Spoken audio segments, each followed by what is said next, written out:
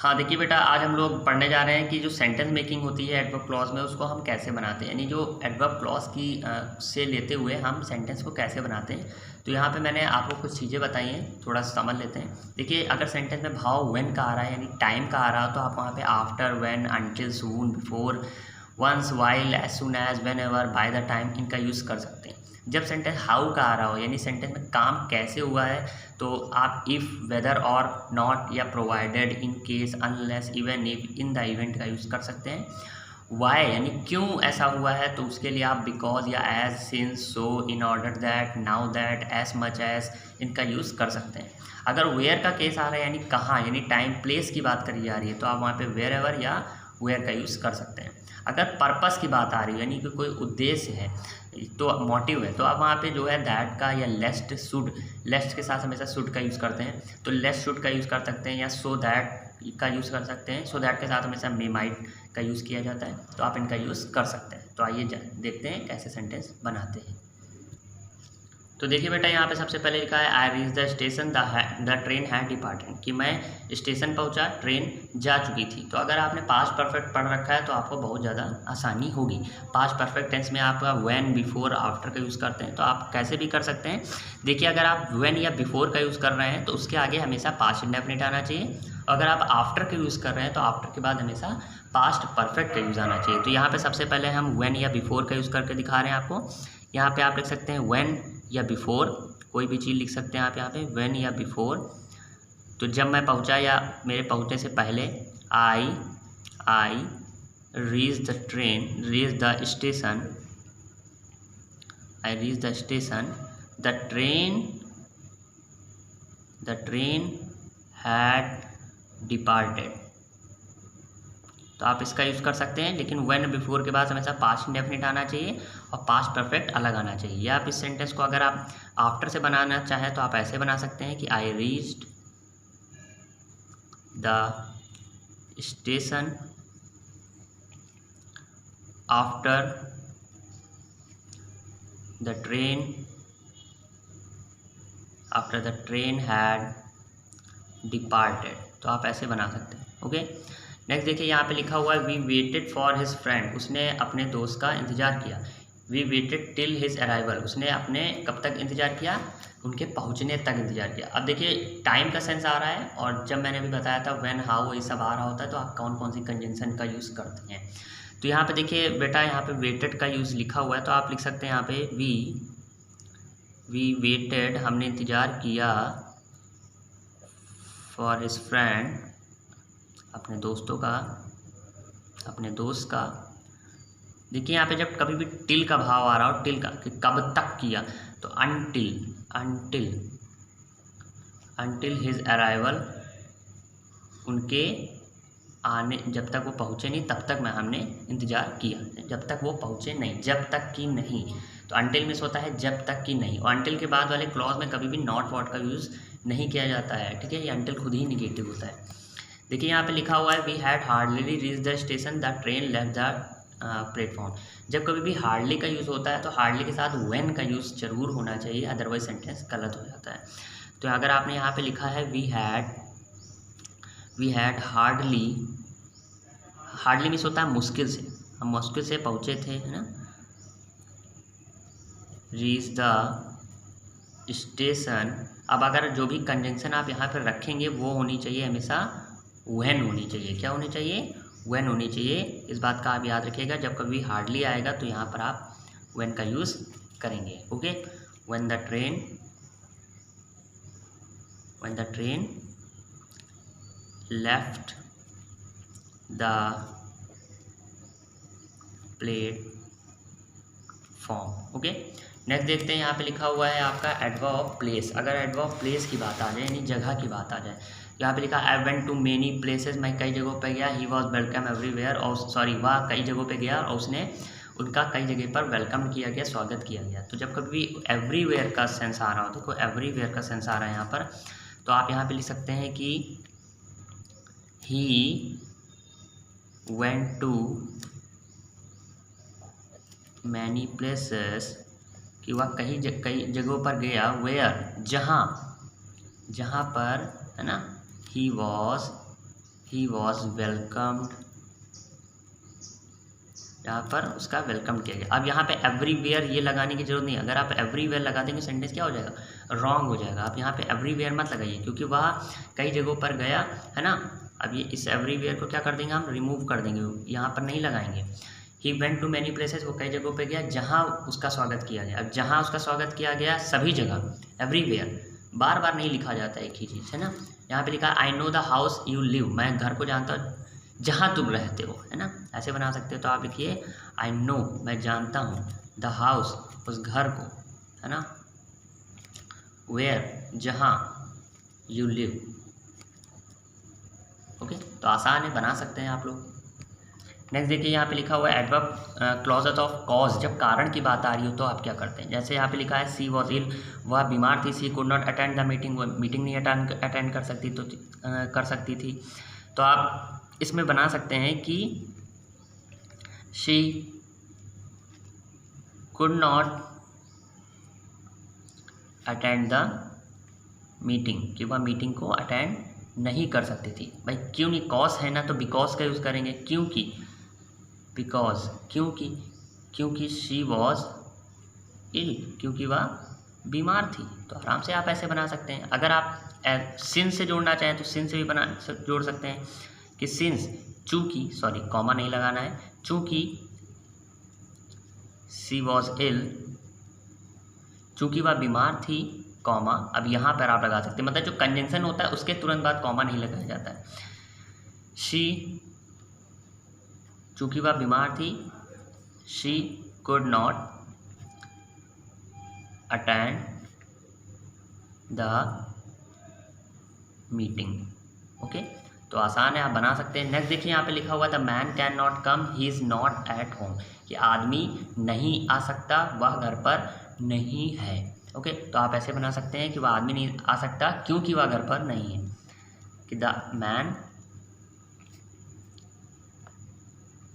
Can not come, कि एक आदमी नहीं आ सकता, बिकॉज, क्योंकि,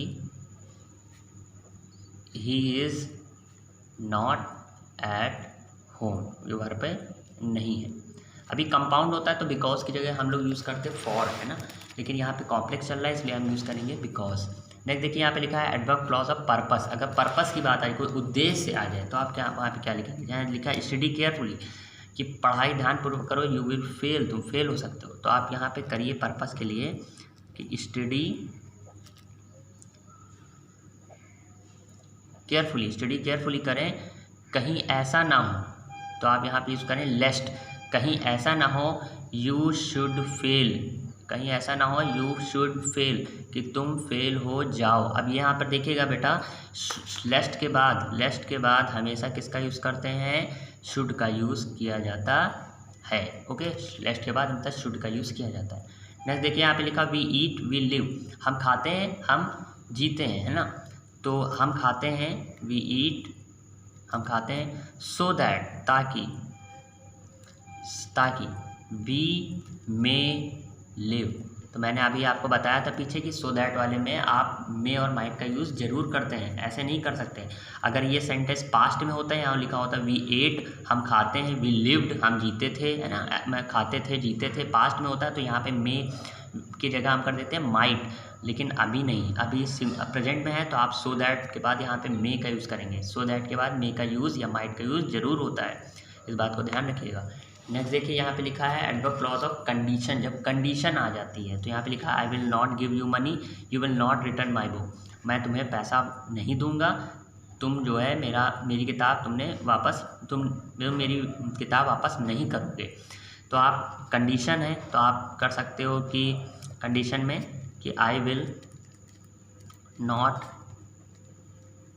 गिव यू मनी, कि मैं तुम्हें पैसा नहीं दूंगा। अब नहीं दूंगा सेंस आ रहा है, नहीं का भी सेंस आ रहा है, और कंडीशन है तो वहाँ पे अनलेस का यूज़ आप कर सकते हैं। अनलेस में से होता है जब तक कि, है ना, जब तक कि तुम क्या ना कर देते हो, रिटर्न नहीं कर देते माई बुक।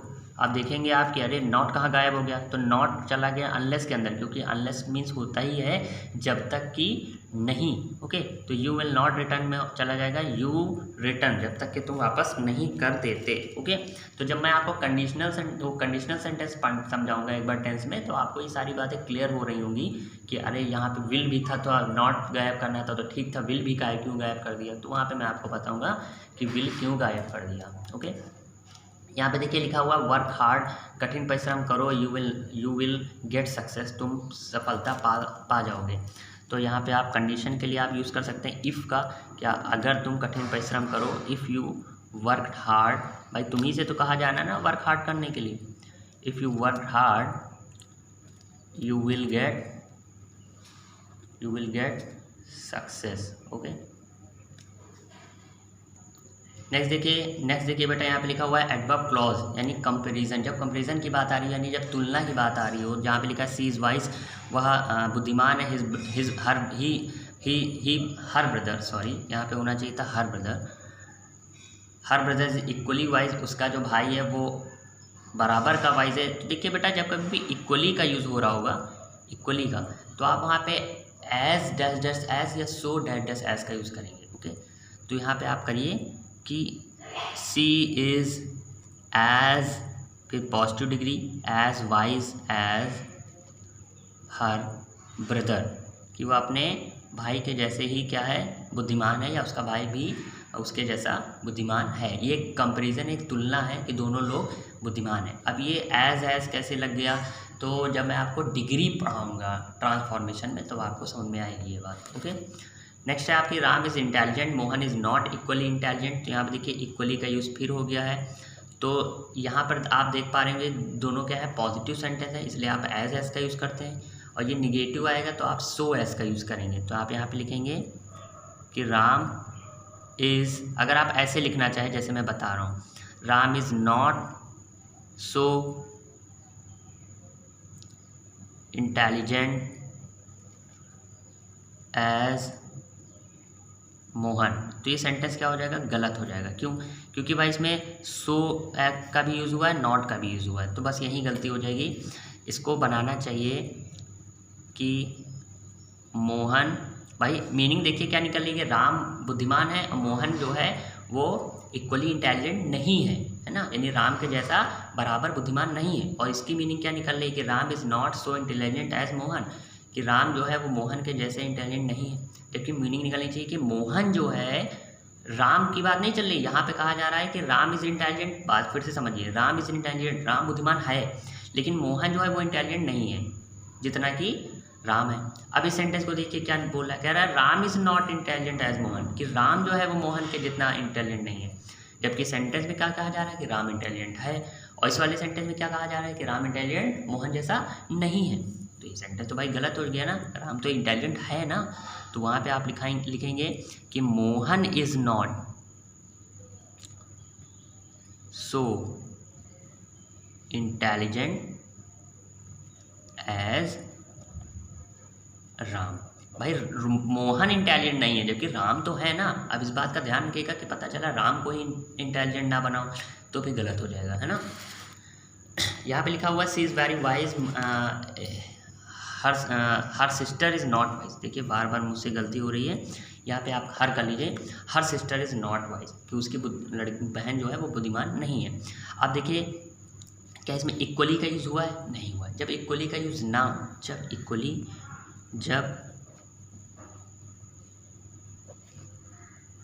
का यूज़ ना हो तो देन का यूज़ करें। ओके, देखिए मैंने लिख दिया। अब यहाँ पे आप बना सकते हैं इसका कि हर सिस्टर, कि उसकी जो बहन है, is not so wise as she, ये भी लिख सकते हैं। या आप लिख सकते हैं she is wiser than her sister, कि वो अपनी बहन के जैसे ही बुद्धिमान है ना। या आप ये लिख सकते हैं कि हर sister is not wiser then she. Okay, बात समझने की कोशिश करिएगा। यहाँ पे कह रहा है कि जो वह है वो बुद्धिमान है, उसकी बहन नहीं, उसकी बहन नहीं बुद्धिमान है, वह बुद्धिमान है। अब इस सेंटेंस को पढ़िए। लिखा है her sister is not so wise as she, कि उसकी बहन जो है वो उतनी उसके जैसी बुद्धिमान नहीं है। तो हाँ भाई, उसकी बहन तो सच में बुद्धिमान नहीं है। नेक्स्ट देखिए, यहाँ पे लिखा she is wiser than her sister, कि वह जो है अपनी बहन से ज़्यादा बुद्धिमान है। तो सही बात, वो ज़्यादा बुद्धिमान है, उसकी बहन इतनी बुद्धिमान नहीं है। नेक्स्ट देखिए, यहाँ पे लिखा है her sister is not wiser than she, कि उसकी बहन जो है वो उससे ज़्यादा बुद्धिमान नहीं है। तो हाँ सही बात, उसकी बहन ज़्यादा बुद्धिमान नहीं है, वह बुद्धिमान है, ना कि उसकी बहन, है ना। नेक्स्ट देखिए, यहाँ पे लिखा हुआ है टाइप ऑफ क्लॉज मैनर। तो जब मैनर का भाव आने लगे तो वहाँ पे आप यूज़ करेंगे। जब ये सारी बातें हम आपको कंडीशनल सेंटेंस में बताएंगे तो थोड़ा ज़्यादा क्लियर हो जाएगा। यहाँ पे मैनर के लिए आप एज इफ़ या एज दो का यूज़ कर सकते हैं। तो यहाँ पे लिखेंगे राम लिव्ड आ लग्जीरियस लाइफ, कि राम जो है एक लग्जीरियस लाइफ जीता है, मानो कि, यानी कि एज इफ़ या एज दो ही वर आ किंग, मानो कि वह क्या हो, एक राजा हो। यहाँ पे आप वर का यूज़ करेंगे। ओके, नेक्स्ट देखिए, यहाँ पे लिखा है आई प्रिटेंडेड आई वॉज मैड, मैंने प्रिटेंड किया मानो कि मैं मैड हूँ। तो आप यहाँ करेंगे आई प्रिटेंडेड एज इफ, मानो कि आई वर मैड। तो यहाँ पे वर का आप यूज़ करेंगे। वर एक्चुअली कंडीशन सेंटेंस में ही लगता है, तो आप वहाँ पे करेंगे ही करेंगे, इसके अलावा कोई चांस नहीं है। ठीक है, यहाँ पे ही आए, शी आए, यू आए, कुछ भी आए, यहाँ पे वर का ही यूज़ करेंगे आप कंडीशनल सेंटेंस में। ओके, जब कभी भी एज इफ़ दिख रहा हो। ठीक है, तो आई होप आपको एडवर्ब क्लॉज समझ में आया होगा। Okay, good day.